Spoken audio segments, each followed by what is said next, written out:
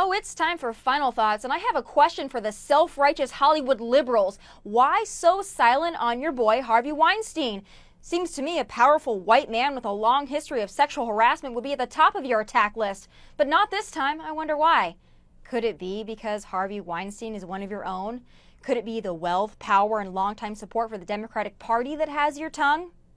Over the last 25 years, he's given about $800,000 to your candidates and causes, so I'm not surprised.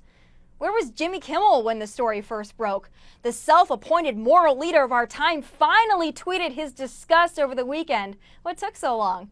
When the Trump Access Hollywood tape came out, late-night hosts and Hollywood liberals clutched their pearls like the world was ending. It was literally all they talked about, and they're still talking about it. But why not Harvey Weinstein? Couldn't fit in between the anti-Trump and anti-gun propaganda?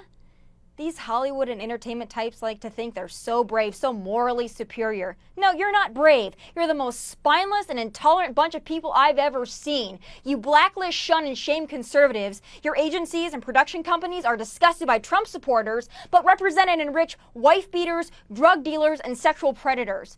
You cry about gun control and take a stand against law-abiding gun owners, but are too scared to call out the crooks and criminals in your own circles.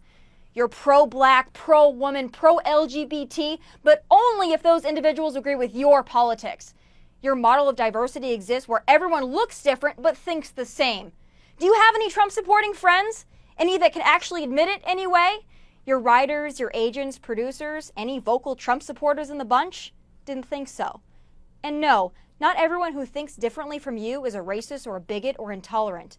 In fact, you're the most unloving and intolerant people around. Expand your horizons in your leftist bubbles, and maybe you'll start to understand why Trump won.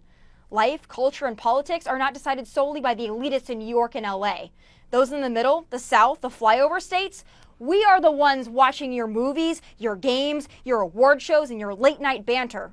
Or at least we did until you made sports and entertainment into an anti-Trump, anti-conservative hate fest. See what's happening to the NFL? Get ready, because you keep this up and you'll have low ratings, empty theaters, empty stands, and President Trump in the White House for 4 more. LA has conservatives. Public universities have conservatives. Minority and immigrant communities have conservatives. They're just too intimidated to speak out because they're surrounded by this constant leftist groupthink. These celebrities sit around other filthy rich entertainers and look down on people who don't vote like they do. Sounds rather closed-minded to me from a group of people that pride themselves on peace, love, and tolerance. It's all an act.